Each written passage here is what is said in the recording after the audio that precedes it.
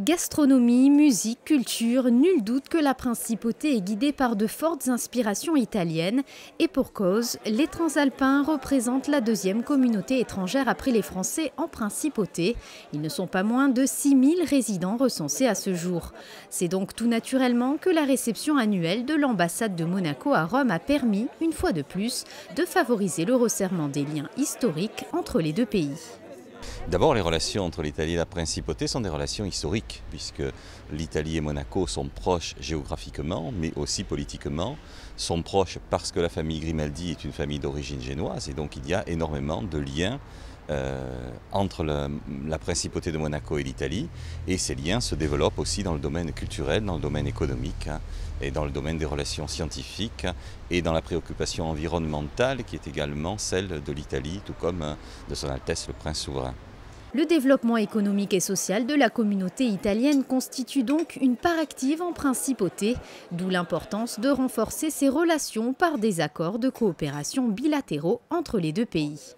Je crois que c'est d'autant plus important cette année que Son Excellence Robert Fillon fête son premier anniversaire de présence à Rome.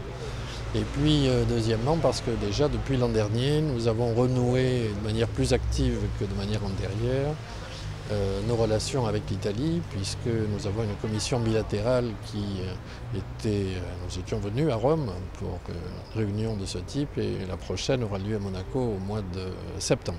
Le tourisme est également considéré comme l'un des vecteurs les plus importants du développement économique en principauté. Les vacanciers italiens sont très présents, surtout à l'occasion des périodes estivales. La direction du tourisme et des congrès ne cesse de donner une impulsion particulière aux acteurs du tourisme monégasque afin d'attirer et de fidéliser les Italiens en principauté. Le tourisme italien, c'est un grand classique à Monaco, bien sûr.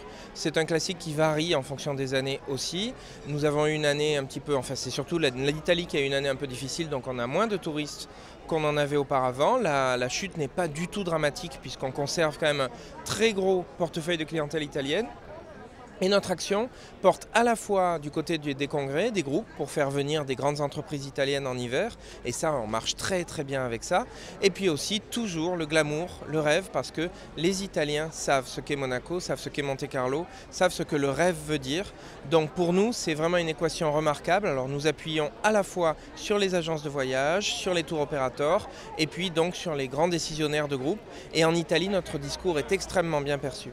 Des associations italiennes dédiées à divers domaines sont très actives à Monaco. Celles-ci organisent régulièrement de nombreuses manifestations variées qui contribuent une fois de plus à mettre en exergue la vitalité de la culture italienne en principauté.